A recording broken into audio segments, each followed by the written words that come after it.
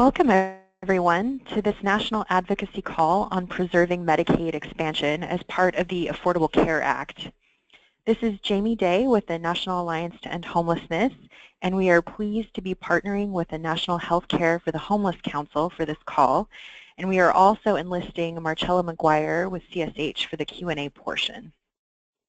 The purpose of this call is to reach out to you, homeless service providers, and other local and national stakeholders to ask you to advocate to your members of Congress not to repeal the Affordable Care Act, and with it, Medicaid expansion.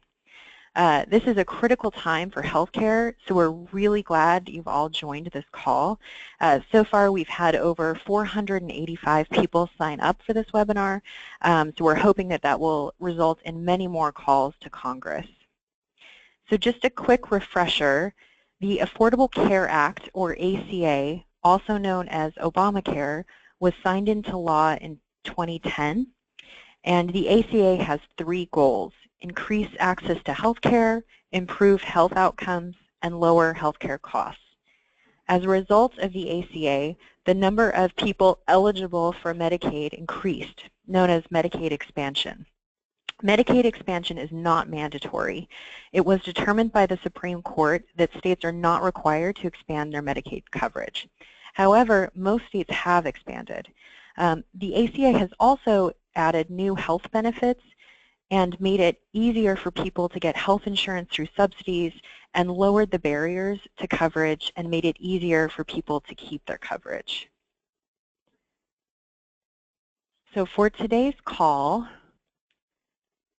we plan to cover 4 main topics. First, Steve Berg from the Alliance will cover what's happening with the Affordable Care Act and Medicaid in Congress right now.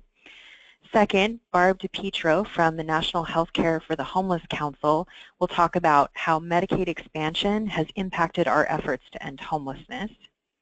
Third, we'll hear from her colleague Regina Reed, who will talk about what's at stake if we lose the ACA and what to watch for.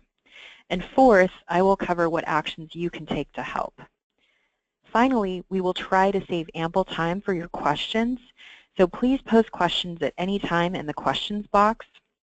And the webinar recording and the slides will be sent to you following the presentation and will be available online at endhomelessness.org as well as nhchc.org with some additional resources. So now I'm going to turn it over to Steve with the Alliance to talk about what is happening. All right, thanks, Jamie. This is Steve Berg from the National Alliance to End Homelessness, Vice President for Programs and Policy. Thank you all for joining this call. It's an impressive group of people, and we're hoping that we can convince you that it's an important thing to do to get on the phone to your members of Congress to make a difference in this. A couple of things really quick, just a couple of points I want to make. One is the importance of this particular issue. We're diving into this because we have heard from people all over the country about how much Medicaid expansion in particular in states that have done Medicaid expansion has helped with making medical care, mental health treatment, substance abuse treatment available to people who are homeless. How much that's helped with supportive housing, how much that's helped get people off the streets and back into housing and keep them there. I was explaining to a Hill staffer just this morning about how for years and years and years, one of the problems with trying to solve homelessness was we could get the housing, but we didn't have a source to pay for health care. And Medicaid expansion has given all of us a real way forward to really feel like we can take care of that part of the problem, and it can help us succeed in our work. And now we're facing a situation where that, having now been in place for a couple of years, is in very grave danger of being taken away. But it is not a done deal by any stretch of the imagination. What I want to say about what's going on in Congress right now is that things are right on a knife edge. A couple of weeks ago, well, not a couple of weeks ago, a week and a half ago, when the new Congress came in, the 1st of January, it was very clear that their plan was to just repeal the whole ACA, delay the effective date of the repeal for some period of time without any replacement language in place. This would have been extremely dangerous because there's a very good chance that once they repealed it, this particular conference would never, ever vote to pass a bill to refund these healthcare programs for low-income people. That's just not their priorities. And even if they did do that, it would be something that would involve a much lower level of care, much less helpful to especially the most vulnerable people like the ones we're dealing with. Since that strategy was sort of rolled out, it's become clear that there is far from agreement by all the people who would need to vote for that. They're using a procedure called reconciliation that basically allows for no filibusters. People, I know that in the Senate, the minority party can filibuster, and that means you need to get 60 votes to move anything. Well, under this kind of procedure, they wouldn't need 60; they'd only need 50, and they were planning on doing a very partisan vote to get all the Republicans on board with repealing, and that would be enough votes. But it has already turned out that there are many Republicans, particularly in the Senate, who are not too thrilled about going along with this and voting to take health care away from their constituents. So things have gone back and forth. There's been a lot of talk one way or the other about how they're going to move this forward, how they're not going to move it forward. In my assessment is that really within the next week, one of two things is going to happen.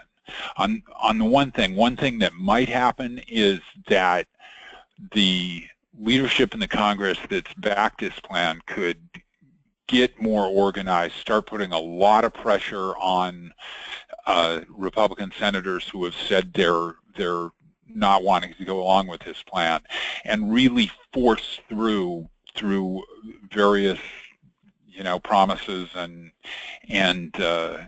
threats, force through a vote to do their original plan, which is to just repeal Medicaid expansion along with the rest of the Affordable Care Act. That's one possibility. The other possibility is they could realize they just don't have the votes. This plan is going down in flames, and they just need to figure out something else to do. Which of those two it's going to be, I think depends very much on what people are hearing from their constituents back home about the importance of the Affordable Care Act. And it's Jamie said before, there's good timing with this call. This is like a crucial time. The next few days of this week and the first couple of days of next week are going to be, that's when decisions are going to be made about how to move forward. And the idea that the hundreds of people on this call can start lighting up the phones about how important Medicaid expansion has been in your states and other parts of the Affordable Care Act, and how important it is to homelessness, which is an issue that a lot of people in Congress, Republicans and Democrats both, really care about, that the timing for that message couldn't be better. We've started doing visits with various offices. We're concentrating a lot on Republicans in states, Republican senators in states that have already expanded Medicaid. Those are not the only people who are important, but they're going to be key people. And we found in the offices we've visited a lot of support for the idea that homelessness has been a bipartisan issue, that ending homelessness in their state is important. They get the importance of that. A lot of openness to the idea that Medicaid and healthcare is a really important part of a solution to homelessness, and a real understanding that Medicaid, the repeal of Medicaid expansion would be very harmful to this effort. So we're gonna spend the rest of this session here. The other speakers were so thankful to have on board from the Healthcare for the Homeless Council and CSH, and we have many other DC groups who are working on this as well, to flesh out some of these points and talk about exactly what you can do to have the biggest possible impact. But I'm just want to thank everybody again. I'm very happy you're on this call, and I'm hoping that your presence here is showing an interest and a commitment to reach out to the people who represent you in Washington and let them know why this is important. So let me turn it back to Jamie, and we'll move on. Thanks, Steve. And now I'll turn it over to Barbara, if I can advance the slide. There we go. Thank you, everybody, for coming today. I think there's a lot of uncertainty about what's happening. Steve just outlined where we are currently. I think one of the things that people sometimes don't understand is how healthcare and homelessness are intertwined issues. And so articulating that, I think, can be the start of a conversation that then leads us to the importance of Medicaid and the importance of protecting the Affordable Care Act. So a couple of things, and this is the cornerstone for a lot of the healthcare for the homeless work, so apologies for those who were steeped in this already, but just reminding people in your conversations that homelessness is often caused by poor health, and this can be chronic disease, these are acute injuries, infectious disease, behavioral health conditions, any combination of those in particular can cause homelessness. We know that the experience of homelessness exacerbates existing health conditions, particularly things like anxiety, high blood pressure, asthma, diabetes, all the kinds of things that require a medical regimen to maintain. Very difficult to do when you're living on the street, living in shelters, shifting from couch to couch. Medications, the adherence to a medical plan is very hard. It can create new healthcare conditions because, as we know, the experience of homelessness is very stressful, and it's very hard to keep up with things. And then just the lack of housing in general makes it hard to engage in care. And so as healthcare providers and healthcare for the homeless community, we know it's hard to keep appointments. It's hard to get transportation. It's hard to keep your medication safe if you're staying outside or you've borrowed refrigerator space. So a lot of these things are the kinds of things that make homelessness and the lack of housing and poor health really snowball on each other. And I think that's what just walking through that in some of your conversations with elected officials and some other policymakers can really help them better understand why healthcare is such a huge issue for this population. When we think about the Affordable Care Act, and we've talked a lot, we're obviously focused on Medicaid here in this webinar, and that's the key benefits in the Affordable Care Act for people experiencing homelessness. We have to remember that there are other pieces in the Affordable Care Act that made Medicaid work better. So not only did the ACA extend the state option to 138% for eligibility, which has been a long-standing gap in federal eligibility standards, but it also streamlined enrollment. It made it much easier to get the benefit to begin with. No longer having asset requirements, no longer allowing states to require in-person interviews, a streamlined application that's available online, integrated with other healthcare programs and other insurance programs, is where a lot of states are moved even above and beyond the requirements set by the ACA. So this has been really helpful. In addition, of course, most popular with the American people are the insurance protections that go along with that, and that includes Medicaid, and it includes the essential health benefits as well that require that states are offering in their Medicaid programs for the expansion population a comprehensive set of benefits that we know are needed. So when we talk about repealing the Affordable Care Act, there's so many policy issues that go along with that, the provisions there that make the benefit easier to get.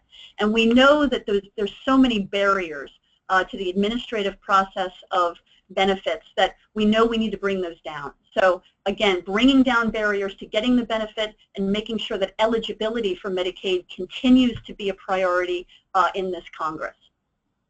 And so thinking through also, what are the other pieces that the Affordable Care Act gave to states in particular that worked together with Medicaid? Medicaid, as you know, has got a lot of flexibility. And Regina will talk in a minute about how we're using this term flexibility as a euphemism. But Medicaid already has a lot of flexibility to state that's built into it. And in fact, no state's Medicaid program is the same as any other state's. And so that's what makes it both a flexible program, but also what benefits you get largely depends on what state you live in.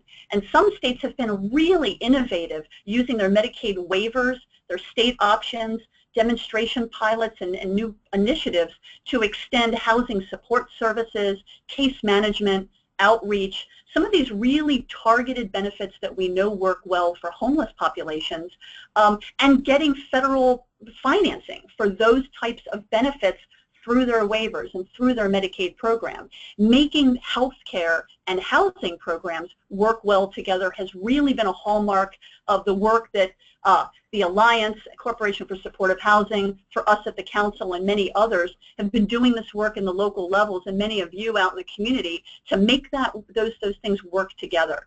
And so when we say housing is health care now, a lot of that is due to the flexibilities in Medicaid that have allowed the extension of benefits to high-need populations. So that's really exciting. We've seen that work really moving forward, and we'd hate to see that stymied.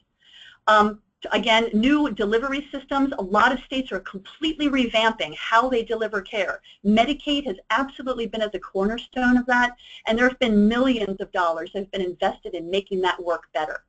So again, we don't want to lose the momentum that we have achieved through Medicaid at the state level to really be able to better serve homeless populations, not just in getting them a benefit, but making that benefit work really well for them. When we think about what's been gained, actually, when we look, so when we talk about expansion populations, in expansion states, we've actually moved the needle on insurance for healthcare for the homeless projects.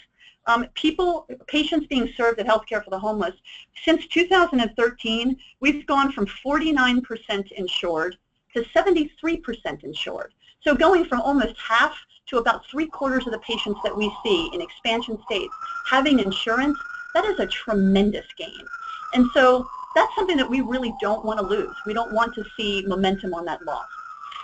So looking forward, if we can get to the next slide, we can think about what does all of this mean to have Medicaid? So as health centers, there's a limit to what we can do in an outpatient primary care setting. We do the best we can do with the resources that we have to serve underserved people without regard to ability to pay or insurance status. But when we look at the range of healthcare needs that our patients have, the specialty care, the hospital care, this is the stuff that really has the opportunity to fix healthcare problems rather than just patch it. So we can't do surgery in a health center. We can't do chemotherapy. We can't fix some of the things that really people need in order to be able to get well. And so this is the kind of thing that Medicaid has offered to us as tools as healthcare providers. And it's made us better healthcare providers because we have additional tools in the system now to be able to connect our patients to a broader range of care. So previously, and as many of you know who were calling from non-expansion states, where the needle on insurance didn't move that much for people experiencing homelessness because they aren't eligible absent the Medicaid benefit. You can only beg, borrow, and steal so many pro bono services and appointments on cardiology or neurology or podiatry before you've tapped out your local system. With Medicaid, you've got a broader capacity to see people in an integrated setting. Preventive care. The fact that we can catch cancer at stage 1 before it becomes stage 4 is tremendous. That we can do well visits. That we can catch things before they get terrible. That was what Medicaid gave us. Before, it used to be that you had to be disabled and near death's door before you were eligible for anything. Why is it that we do that?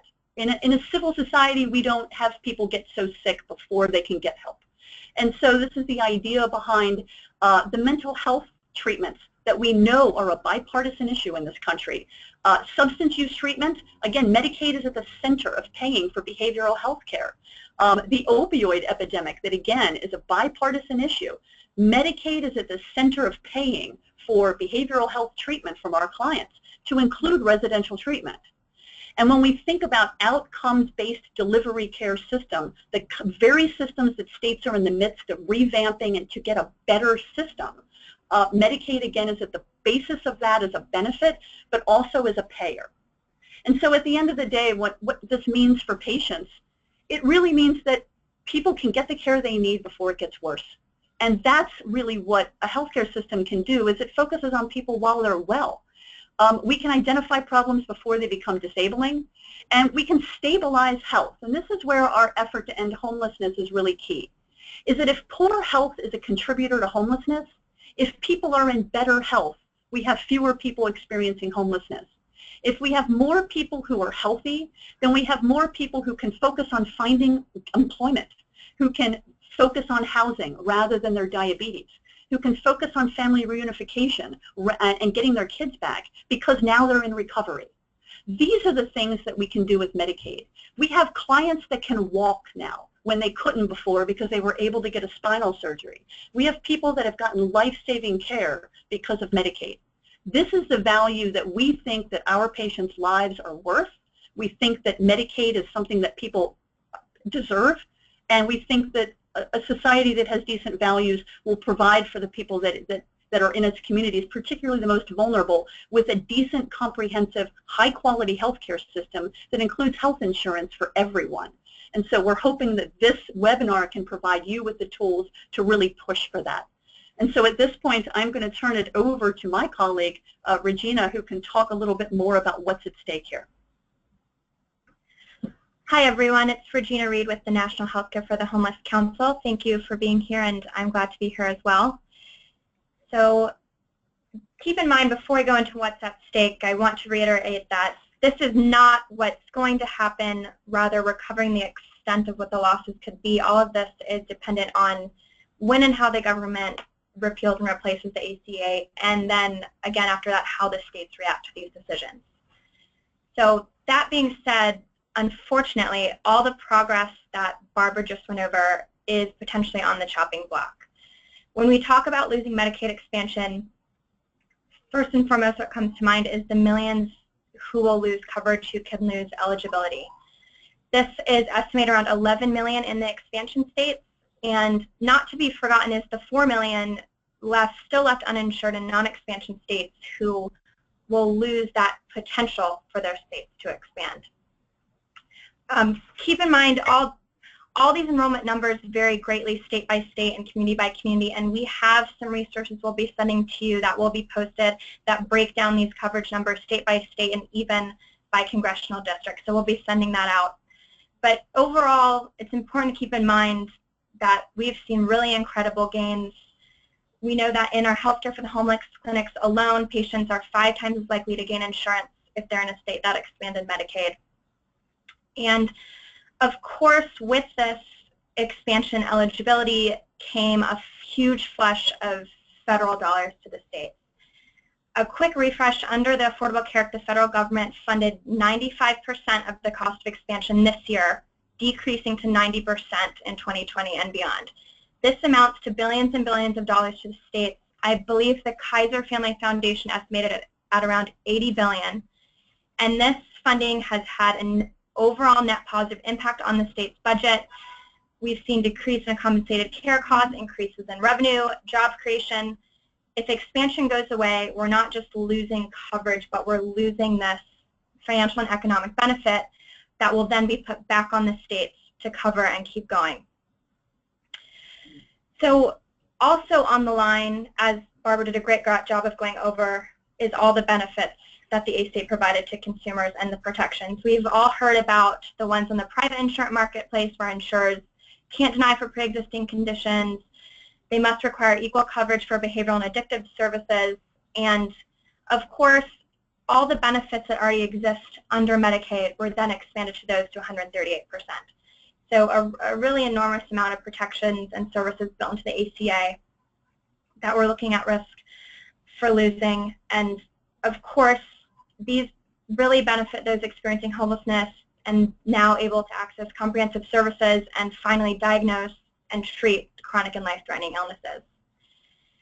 So getting rid of this expansion, it puts all of this that we've been talking about and all this momentum at risk.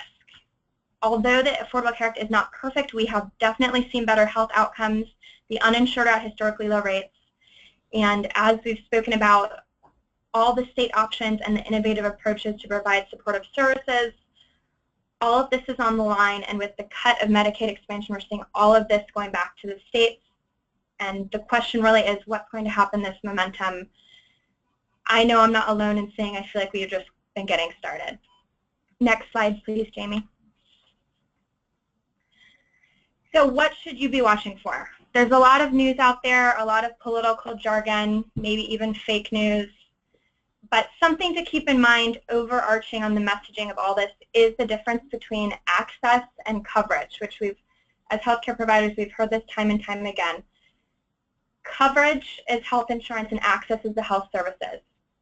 The ACA didn't do everything we wanted it to do, but the Medicaid expansion did both. It increased eligibility and aka coverage for individuals, and it gave us methods of enhanced funding and vessels to allow for increased access to services.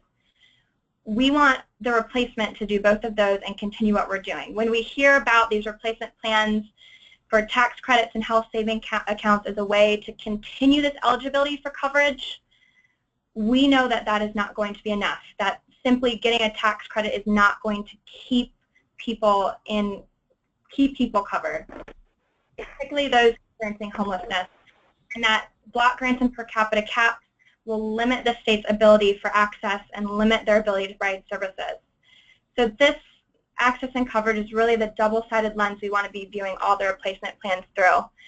And we're hearing language, I'm sure you've heard all this before and seen it about, a lot of it about giving the power and giving the flexibility back to the states, creating a free economy. At the end of the day, all this is just a euphemism for removing federal protections, like the protections we just went over, not allowing denial for pre-existing conditions, protections that require free preventive care, and it's putting it on the state's hands, giving the states the freedom to implement discriminatory practices, lockout period, work requirements, drug testing, the list goes on and on. At the end of the day, it's important to remember that block grants and per capita caps are a cut to Medicaid funding to the states, plain and simple, and that cut will put the burden on the states and will also give them freedom to introduce discriminatory practice, and it will be a race to the bottom. So with that, I'll hand it back to Jamie. Thank you, Regina and Barbara. So as you've heard, now is a very important time, and the most important action you can take right now is to call your representatives in Congress. And we know that this really works. Offices listen when they're flooded with calls from their constituents. So we have some simple instructions for you here. So all you have to do is go to cqrengage.com/NAEH and click on the Call Congress button, which is highlighted on this slide. And you enter your information, and then it will give you your local phone numbers for your senators and House representatives in Congress.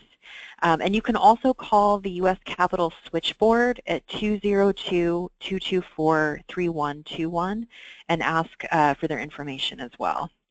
And here's what you need to do. Call the number, ask to speak with a healthcare staffer, or leave a message for them with the front desk that says the following.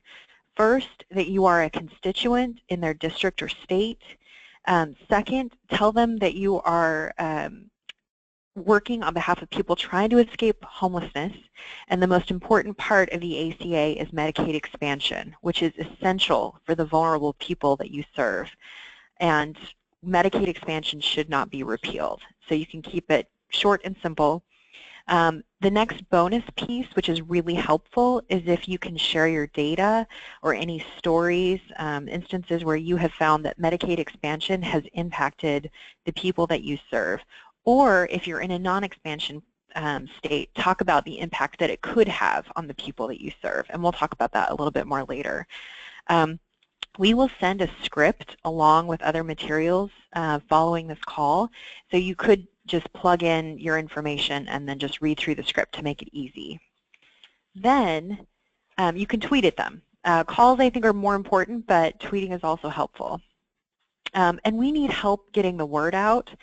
So we need advocates in states that have expanded Medicaid, particularly those with Republican representatives and governors, to demand that we maintain coverage for people experiencing homelessness who would not otherwise qualify for Medicaid or be able to jump through all the hoops to sign up for Medicaid if they are eligible. Other things that are helpful for you to do, write editorials in your local paper, get the press to cover stories about the ACA and your efforts to end homelessness to help raise awareness. We also need sustained advocacy. Repeal and replacement of the ACA could be a long-term fight in Congress, and we need to keep up the pressure for lawmakers to do the right thing. It also helps to work locally and contact your federal lawmakers in their local offices in your state. Go to the town hall meetings, invite your representatives or their staff to your programs, help them get to know the people that you serve. And finally, let us know how it goes. We need to maintain communication in case someone relays important information to one of us so we can all be aware. And if you use the link on our website to contact your officials, it should let you leave notes for us on how the call goes. So that's one way we can communicate with one another. And then in addition, after this call is over and the webinar ends, there will be a survey asking what state you are from. And if you want to be part of future advocacy efforts, please fill this out so we know what states we need to do more outreach in, and we can also follow up with you if something else comes up and we need your support. So how you can advocate, the main messages that we want to focus on, I mean, you've been hearing a lot of this today, and it's essentially the ACA is working. Please do not repeal it without immediate replacement, and a change to Medicaid such as block granting is essentially a cut. So the real ask that we have for now is repealing the ACA means repealing Medicaid expansion. And why should they listen? The ACA and Medicaid expansion is helping people experiencing homelessness get coverage, get back on their feet. People experiencing homelessness are the most medically vulnerable, the most costly, the hardest to get coverage for, and the ACA is helping us with that. And finally, communities have made incredible progress under the ACA to address the health needs of people experiencing homelessness. So here are some additional resources for you. We'll be sending these out along with this webinar, but here are some links for you from the National Healthcare for the Homeless Council. They have an FAQ, they have a mobilizer, they have some statement of principles on health reform from the National Alliance to End Homelessness as well, and then also CSH, TAC have great resources. Medicaid.gov can give you a basic sense of what is Medicaid, and then CBPP also has a state-by-state impact resource. So with that, I think it's time that we turn it over to questions. So I want to start with Steve. Question for you. For advocates in non-expansion states, what should we be saying to Congress? And then for states where representatives already are supportive of the ACA, what can does it make sense for advocates to contact them? Yeah, definitely. So let me take the second one first. Many of your senators and representatives will already be on board with this, 100% on board. It helps them to know that you've got their back, that you support what they're doing. It also helps them to know that they might know they are opposed to repeal of the ACA. They might not have ever thought about how this affects homelessness, and to hear from you that it does affect homelessness is something they'll be able to use in their discussions and their debates about it. The other question is about if your state has not expanded. I know there are still those laggards who haven't expanded Medicaid yet, and I'm pretty sure many people on this call are actually working very hard at the state level to get your state to expand. I believe that states that haven't expanded yet will expand if Medicaid expansion remains as an option. It took years and years and years for all states to adopt Medicaid in the first place, but they all ended up doing it. Medicaid expansion is a particularly good deal for states. I think when the administration changes, some of the intensity will go out of the politics around this. I think more governors that haven't expanded will be able to look at this less about the politics of it and more about, is this good for our state? And they will end up adopting expansion. So I think it's just fine to call up your senator or representative and say, well, we haven't expanded yet, but we know that it's under consideration. We are considering it. This is something we need to do, and we need to have that stay as an option for all the reasons that we've talked about. Great. Question for Marcella McGuire from CSH. What are the populations that Medicaid covers, and how does this overlap with homelessness? Okay, great. Thanks, Jamie. This is another important idea that people need to understand as we think about depending upon down the road, if Medicaid is block granted, states have a lot less money. It's going to be really important as to how they decide to spend whatever money it is they have. States have the ability to include certain populations and exclude others, depending upon how any changes roll out. It'll be really important to make that understanding. The first population that's usually covered is what's historically called the TANF population, or women, and basically pregnant women and families, etc. What's going to be important for people to also think about is the other population that's usually covered is what in Medicaid speak is called the aged, blind, and disabled. So it's basically older people that are extremely low income, the blind, and quote, the disabled. And disabled is usually considered people that are on Social Security. What's going to be really key, a little wonky but important, is that the only federal department that considers addiction a disability is HUD.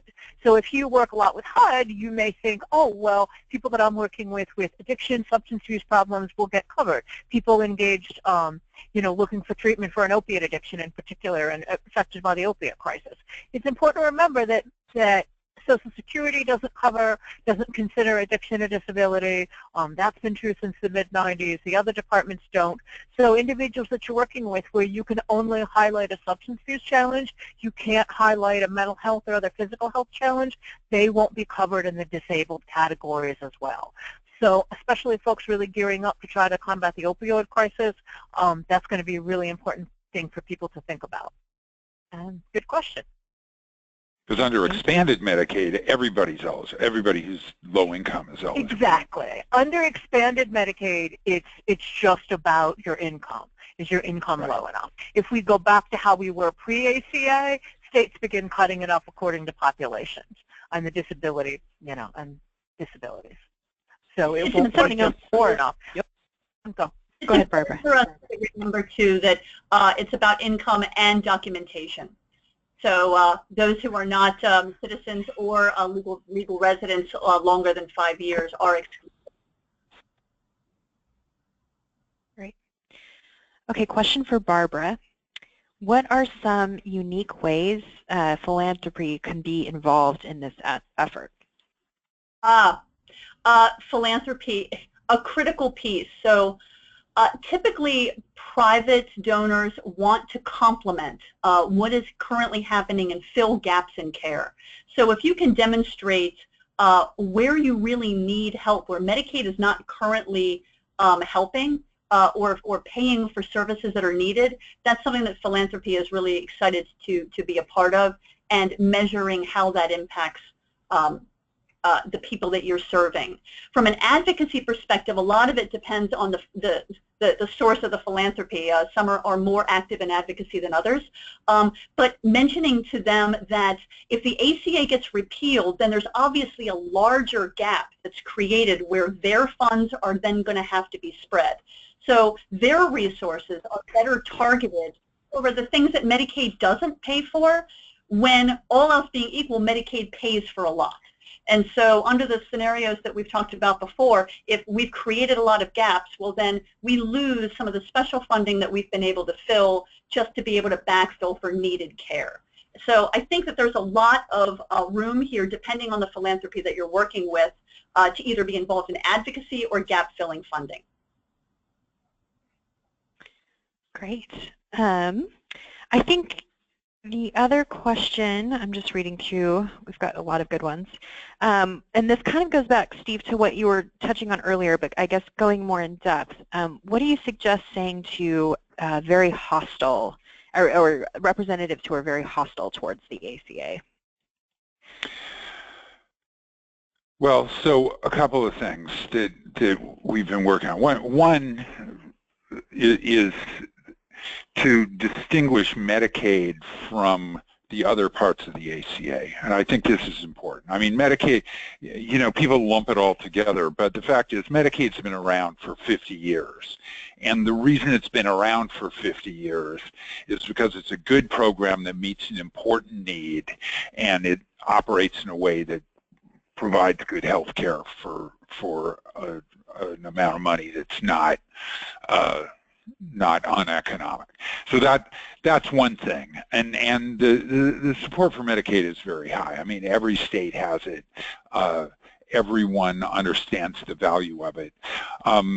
The second thing is to really concentrate on the very tough population that we all in the homeless system are working with. You know, we find that even under people who are generally hostile to the ACA, the idea that there are severely disabled people with severe mental health problems who are living on the streets for years in our community. The problem of the opioid addiction that's been mentioned several times here, there is treatment that works for opioid addiction. It's medication-assisted treatment. It's payable by Medicaid, and the only way that many of the people suffering from that affliction are going to get help is through Medicaid. So concentrating on those very vulnerable populations where there is a pretty strong bipartisan understanding that these are people who need help. Those are, I think, the couple of things that are most important, and then just talking about how the work on homelessness has been bipartisan for a long time. That's helpful as well. Great. Going to Marcella, I think folks are interested in what other opportunities there are for advocacy, and also what would be good for them to help get the word out. Sure. So there's I don't know if folks are on Twitter, but on Twitter there's a hashtag called Protect Our Care. A lot of communities have a variety of organizing efforts. Some of them are folks like us who generally advocate for low-income populations. A lot of this are also looking at it from an economic perspective. In Pennsylvania, this work is being led by the nurses union, et cetera, because a lot of healthcare professionals are going to lose their jobs as well if we lose the Medicaid expansion, et cetera. So I would go on Google or Twitter and hashtag Protect Our Care. My understanding is that there's things that, events that are being organized for Sunday, January 15th, the day before Martin Luther King Day, and these are going to be, events basically in the street and saying how important healthcare, the ACA in general, whether it's Medicaid, the marketplaces, is to people, and again, trying to get the word out about how this is a very broad and diverse group of stakeholders who are very concerned advocates for poor people, people who are receiving the care, but also the healthcare industry that's going to be severely curtailed by, and the economies of states that are going to lose, billions of dollars in some cases if the Medicaid expansion is repealed. So please get out there and get engaged and organized. Great. And going back to something we mentioned earlier, this question is for Barbara. So the next recess for Congress is going to be the last week of February. And if folks are interested in inviting their representatives to their programs or facilities, do you have any recommendations for how to go about this and how to organize this kind of event? Oh, absolutely. Please show your site off. Show the work that we're doing to your elected officials, to their staff, to anyone that you can pull through your project and show them what they should be supporting. So reaching out and contacting them at their field office or at their office of DC, they're going to be setting up what they can be doing while they're home. And so getting out as early as possible and getting on their calendar. And it may be that they can only come to your place and do a quick walkthrough. Try to be flexible with them, but really having them see what we do is going to be remarkably helpful, so that they know then what they're advocating for. Because remember, you're their constituents, and they're going to really be most interested in what you're doing and how they can support you. So Jamie, the links and resources that we're providing to all of you to reach out and schedule those appointments, it doesn't even have to be anything formal. It can be a very informal tour and a chat with a couple of staff people, in making sure that you have a couple of patients maybe from your governance or your consumer advisory board would be really helpful as well, making sure that we have patient voices around that table. Great. This is Steve. Let me just add to that. If you've never done this before, we've got a whole toolkit on how to plan and do a congressional site visit on our website that people might want to check out, or just email us and we'll make sure you get it. But yeah, I agree with everything Barbara said about the importance of this. We talk to people on the Hill who, like, years later are still talking about the time they went and saw the homeless program and wherever they were, and it has a big impact on people. Great. We did get a couple of questions, and I don't know that we should answer right away with too many details, but about people working in nonprofits and not knowing whether or not they have the ability to do advocacy work. And so I think there are some good resources out there about your 501c3 status and when you cannot do advocacy. So we can try to include that in our resources. So unless anyone on the panel has a comment they want to share about that. Yeah, I'd say go ahead, Vera. I do think that this is a major stumbling block, the perception that we are not allowed to advocate. Having your elected officials come to your site is not necessarily advocacy. It's education. It's doing the kinds of relationship building that's incumbent upon us as health centers to be partnering with our the people that are representing us in our district. So don't be put off by the idea of advocacy. And Steve, please add in, but we all have resources on our websites that guide you through what that looks like. But again, don't be intimidated, because it's very easy and doesn't need to be even a big deal. It can be very low key if you want it to be. But the other thing is the short-term thing we're needing the most help with, which is like call your senator and ask them to oppose the repeal of Medicaid expansion. That is lobbying, and lobbying is okay for 501c3 organizations.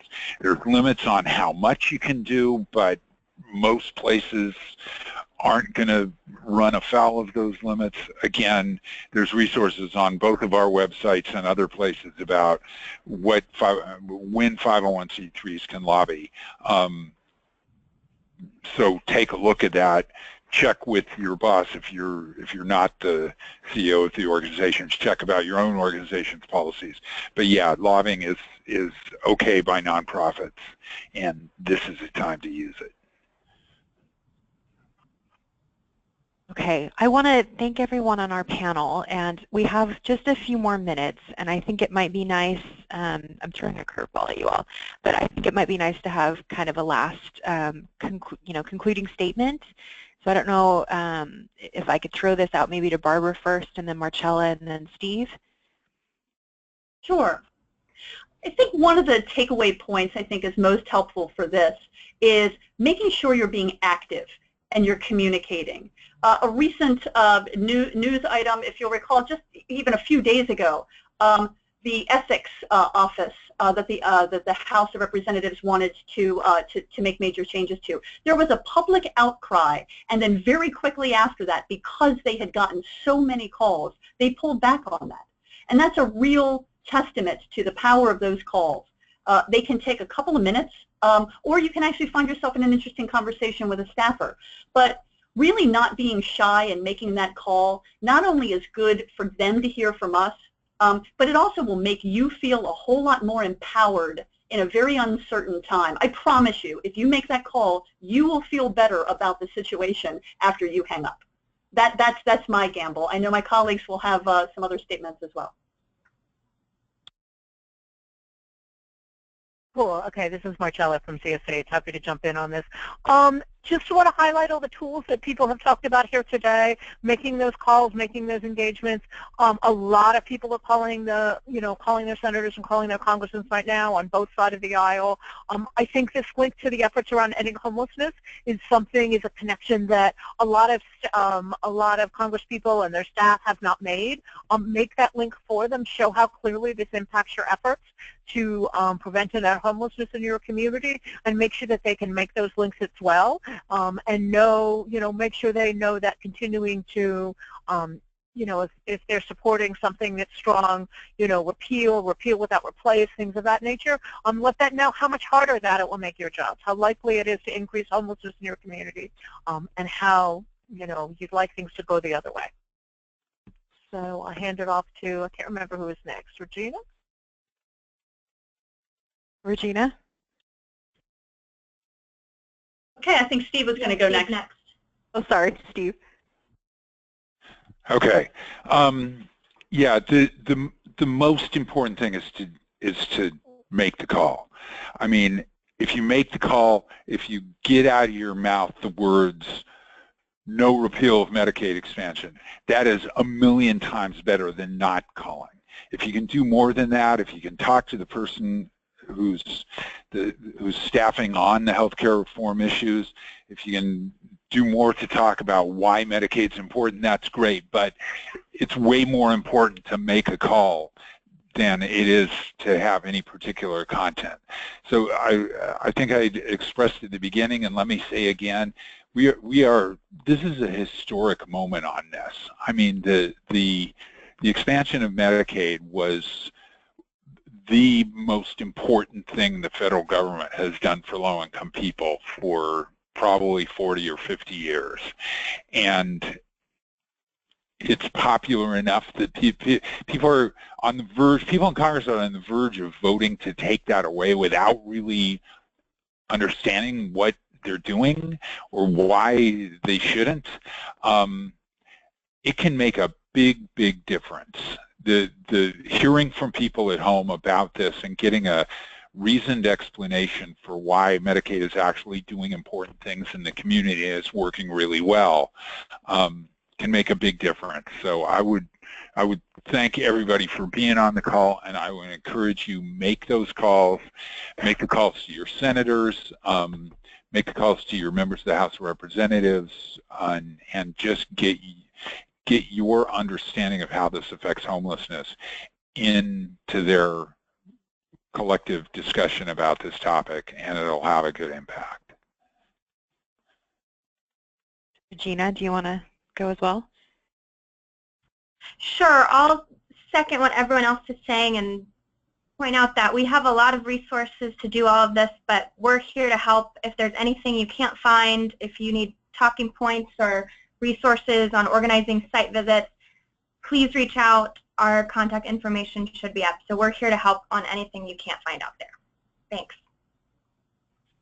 Okay, so thank you everyone of you who have joined today. Thank you to our panelists. We will be sending a recording of this call with all of the resources attached. It will also include the website where you can click on the Twitter button or the Call Your Congress Member button. Take that email and forward it to everyone you know. We need to be as loud and as strong as we possibly can right now. So with that, I will say farewell. Thanks, everyone.